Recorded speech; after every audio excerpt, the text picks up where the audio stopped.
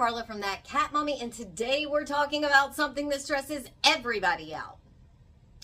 Moving. Now add a cat or two to the chaos, and suddenly you're not just packing boxes, you're managing emotional support gremlins who don't understand what's going on. So in this video, I'm going to walk you through everything you need to know before, during, and after moving with cats. Plus, I will teach you what I've learned from doing way too many moves over my many years.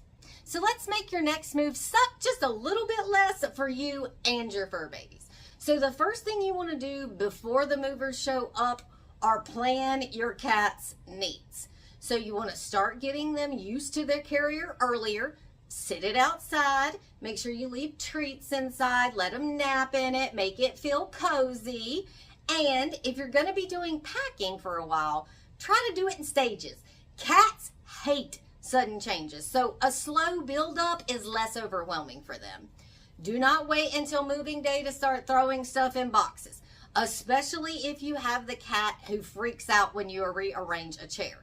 If you have a super skittish cat, then you might want to get them some feel-good meds from the vet. On the day of the move, you need to lock your cat in a safe room with all of their essentials. So their litter box, their food, their water, their bed, and a familiar smelling shirt or blanket. You want to label the door and tell everyone, do not open this door.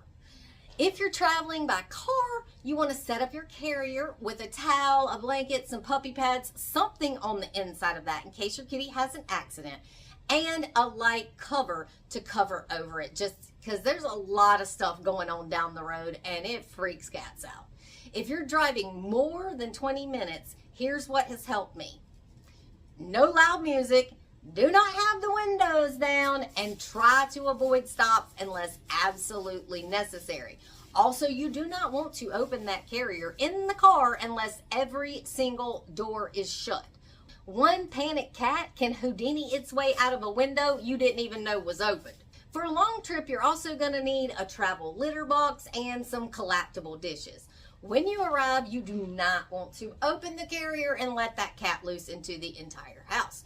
Shut them in one room with food, litter, their bed, and a hiding spot, and let them adjust at their own pace. Once they want to come out of that room, they will let you know because they will start trying to come out of that room. Cats are normally going to stay hidden for a while, and that's totally normal. I once moved with a cat who refused to come out from under the couch for 3 days. I fed him under there, I sat with him under there, and finally he came out one day and acted like nothing was wrong. What a drama king. Here's a general timeline of how I've seen this play out with my own cats. Day 1 to 3, they're hiding, they're watching, they're silent. Day 4 to 7, they're sniffing, they're exploring, maybe they get some zoomies. Week 2, they start to relax and start using their scratcher. By week 4, they start acting like they own the place.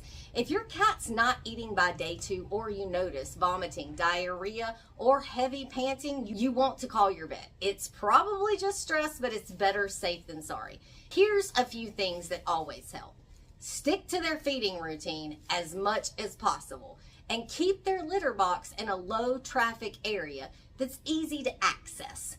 Do not rearrange too much at first. You want to let them find where their comfort zones are and give them space. But you also want to check in on them and talk to them like everything is normal. All the stuff that I use to make life easier during a move, it's all linked in the video below, and you can find it at my Amazon store if you want to check it out. There's an affiliate link, which means if you shop with that, my cats make money and I buy them more toys. So that's a crash course in moving with cats. I have done it more than I care to admit, and every cat is different. But if you stay patient, prep ahead, and give them time, they will settle in. And eventually, you'll find them asleep in a box they claimed as you were unpacking like nothing ever happened. Let me know in the comments, what's your cat's moving story? Did they handle it like a champ, or were they full drama? I'm Carla from That Cat Mommy, and I'll see you and your travel-weary cats over on the next one.